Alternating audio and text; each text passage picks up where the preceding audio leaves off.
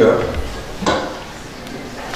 Monsieur le bourgmestre, Madame Leschwin, Excellences, Mesdames et Messieurs dans vos classes et qualités, chers amis, je suis reconnaissant, je remercie l'Arsène Lamouche d'avoir invité, parce qu'en tant que bouddhiste, le bouddhisme reste encore une minorité grandissante, avec 150 000 habitants de ce pays qui épousent cette philosophie de vie, cette approche spirituelle.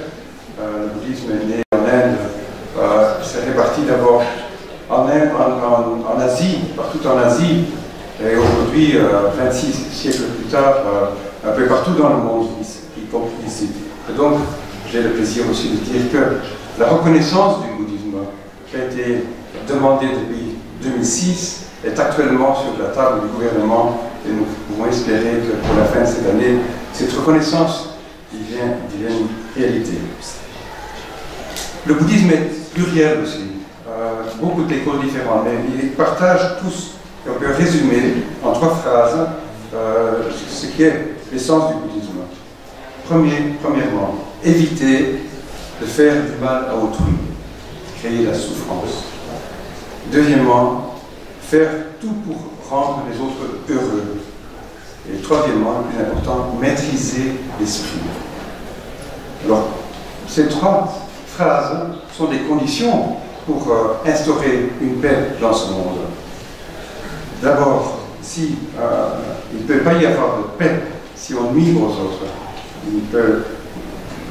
L'être humain est pour le bouddhisme composé de 3 éléments constitutifs. Donc, le physique, le corps, la parole, le verbal et l'esprit, le mental. Et donc, au niveau physique, ne pas utiliser la violence, ne pas prendre la vie, ne pas prendre ce qui n'est pas donné. Il n'y a pas de commandement dans le bouddhisme. C'est chacun qui doit juger pour soi-même. C'est la motivation qui compte. Au niveau verbal, ne pas diviser, ne pas mentir pour nuire, ne pas insulter, etc. Et au niveau mental, ne pas avoir un esprit envieux, jaloux, arrogant, cupide. Et donc, deuxième, c'est mettre en œuvre tout pour créer le bonheur, réunir les gens, protéger la vie, réconcilier. Et au niveau mental aussi, développer la bienveillance, l'amour, compassion, sans aucune discrimination. Et donc, troisièmement, et là on y arrive, maîtriser l'esprit. Comment est-ce qu'on peut connaître la paix si on a un esprit qui est tourmenté? Donc la paix, pour instaurer la paix dans le monde, il faut commencer par instaurer la paix dans son propre esprit. Si on veut que la ville soit propre, monsieur le bourgmestre, il faut commencer à balayer devant sa propre porte. Si on veut pouvoir guérir, il faut faire des études de médecine. Si on veut qu'il y ait la paix, il faut d'abord aussi développer son esprit, trouver là il y a ce qu'on appelle dans le bouddhisme 6 paramitas, les 6 perfections. C'est la générosité, l'esprit ouvert, pouvoir donner sans attendre quoi que ce soit en retour. L'éthique, je viens d'en parler, ça c'est aussi bien sur le plan physique, la parole comme l'esprit. La patience, pas apprécier l'instant présent sans énerver. La persévérance ou la diligence ou l'enthousiasme, l'énergie.